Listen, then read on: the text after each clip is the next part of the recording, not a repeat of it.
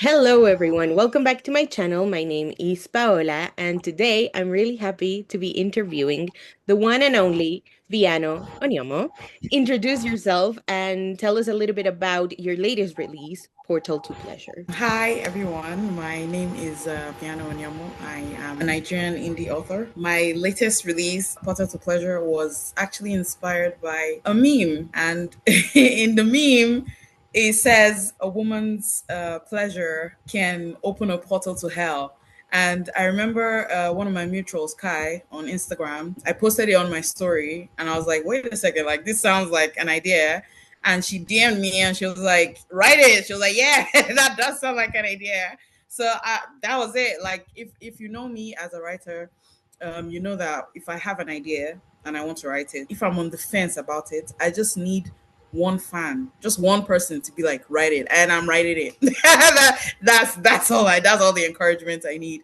So the first part came out in the end of 2024. I wasn't gonna write a part two, but people really liked Melody. Melody is the FMC of book one, and people really liked her best friend, and they're like, "Where is Celine's book? I want to read Celine's book."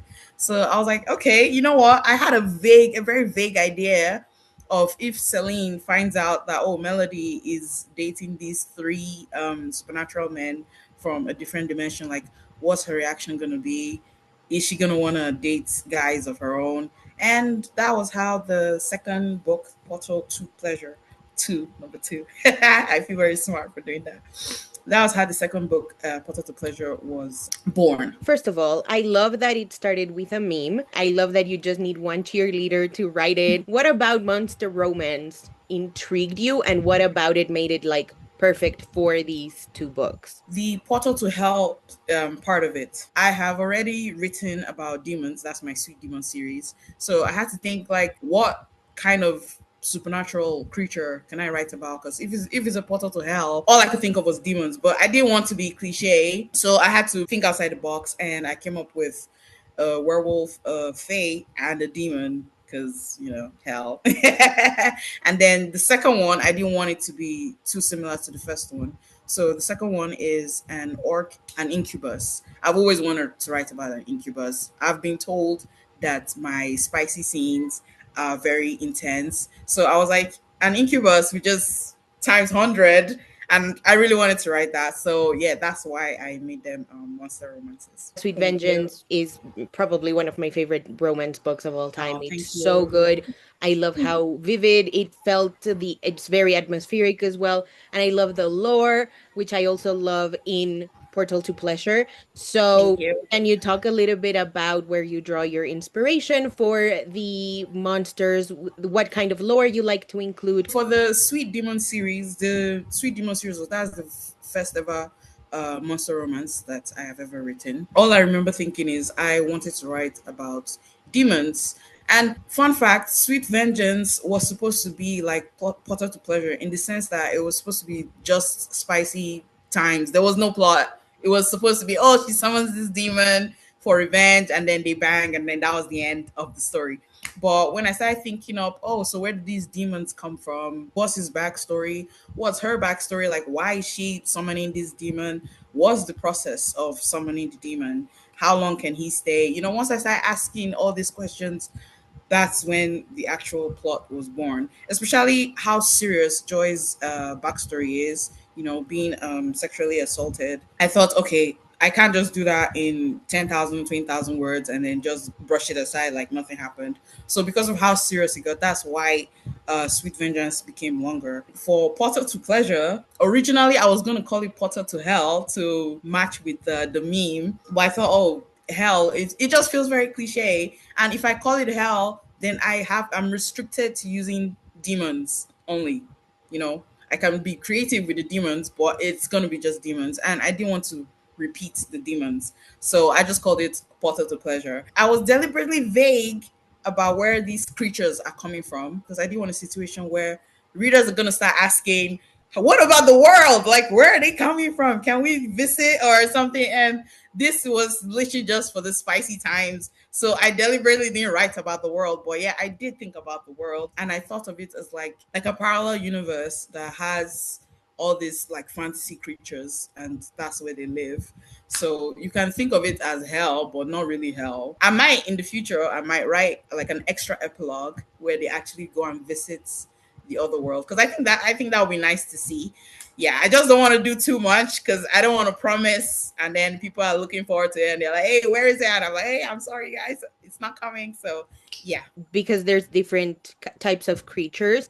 It's really interesting the kind of relationship that they have before they get portaled into the human world. That's very interesting. I also love that the second one has more of like an angst element to it as well. But I also really love the relationship that Melody and Celine have, and how much trust there is between them, that she, Melody, feels comfortable enough to share that with her friend and be like, you need to try this. So, what about their relationship made it for like an elevated sort of story, not just about relationships and monster romance, but also for female friendship? female friendships, they are very important to me, and not just female friendships but female relationships in general, because I am the only girl in my family with three boys. So I'm very alone here, but like I'm very very close to my mom, and I'm sure a lot of women have the same experience of when you're a child between like maybe the ages of like 10 to like 16.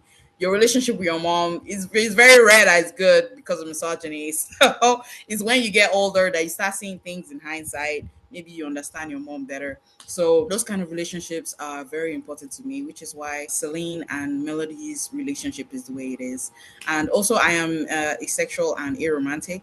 So platonic relationships, that's another layer of why platonic relationships are very important to me. I like to show that platonic relationships can be just as intense as romantic relationships. So that's why sometimes, if you've read more than one of my books, I refer to platonic friends as soulmates, because I want to normalize the idea that soulmates does not have to be a romantic thing. That's part one of the reasons why I like to write that kind of relationship. I love that because they're truly like not just with them, but also in Sweet Vengeance. We also see that your main characters have a strong support system with their friends. I really enjoyed as well the part of female pleasure and how interested the creatures are in that as well. So, what is sort of the process of writing up these creatures and how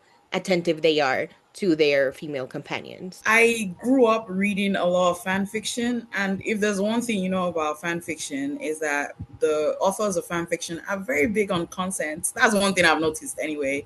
But in actual published romance, especially traditionally published romance, consent is a recent thing. I don't think it has, like, if you read a lot of like old historicals, the consent is blurred. Like they play around with the consent. It's dubious consent everywhere you go. But like in recent times, that is when people have started putting more emphasis on actual consent, and consent is very important to me. Maybe because of the fan fiction, but in our political climate, I think it's very important to emphasize on the consent. And another thing that I wanted to do is, in reality, like all women know this, the orgasm gap is is massive. Yes. So I know it's a lot of my books, my spicy books are unrealistic in that aspect, because she's like, oh, 10 times at once, back to back. She's just going. But yeah, I do that on purpose because I'm like, hey, it's a fantasy, and I want whatever readers who want to see themselves in that character, who want to put themselves in the shoes of that character, I want them to fantasize. I want them to be part of the fantasy. And another thing I mentioned in the beginning was your sort of like surprise drops. I really love how they happen, and it's kind of untraditional with like pre-order sort of culture. So what makes you keep doing the surprise drops? Honestly, the reason I do it is it's easy for me. I find marketing very stressful. Apart from the marketing aspect, I usually write back to back. It's probably my ADHD. I can't help myself. The minute I finish a book, I'm like, okay, I'm done. On to the next one. So when I finish a book and I start editing and I'm getting ready to publish it, I'm already thinking of what I'm going to publish next. So that leaves very small room for marketing before the next book comes out. And if I start doing a pre-order is going to take time. And I'm like, I don't have time for this. And apart from that as well, it's also a monetary thing as well. Because if I'm not, I feel like if I don't release often enough, I'm not going to earn enough. And there's also the fear that if I'm not releasing back to back like this, people are gonna forget about me. They're gonna forget. They're gonna forget who I am. They're gonna forget my name. So there's that fear as well because I'm a small indie author. If I'm doing these surprise releases where I'm just working on the next book, working on the next book, and I'm just dropping the books, I feel like that keeps my name in the conversation for a longer time. If that makes sense. So that's why I do the surprise releases. So now we're gonna play a little game of Never Have I Ever. Never have I ever stolen a book. I have. I won't lie. I Yeah. have. Never have I ever broken a book's spine unintentionally. No. Intentionally, yes. Yeah, same. Sometimes like the paperbacks are hard to read, especially if they're chunky. Yeah. They just need to be Yeah. cracked. Exactly. You have to crack it open. Never have I ever written a fanfic for a popular fandom. mm, I have. I love fanfic. I love popular fandoms. I love unpopular fandoms. Never have I ever dog-eared pages of my book. Oh, I have. I have Same. definitely. Same, same, same. Never have I ever complained about a book to movie or TV show adaptation because of how bad it was. I have. I have complained. I mean, it's inevitable. Yeah, I have complained. Yeah, I have complained. Never have I ever canceled plans to read. Especially fan fiction. I want to Yeah. read that. They're like, oh, Bianca, you want to go to the club? I'm like, oh, I'm tired, guys. But no, it's because I'm No, reading. seriously, I remember like when I was in my like consuming fanfic nonstop, I would be on my Mm, phone going mm, like my mom would be like, "Hey, can you help me go grocery shopping?" And I would take my phone and anytime I was like free of something, I would read like a paragraph because I just needed to know what was going on in the fanfic world. exactly. That happens Exactly. very seldomly with books, if I'm honest. Fanfic is like the drug for me.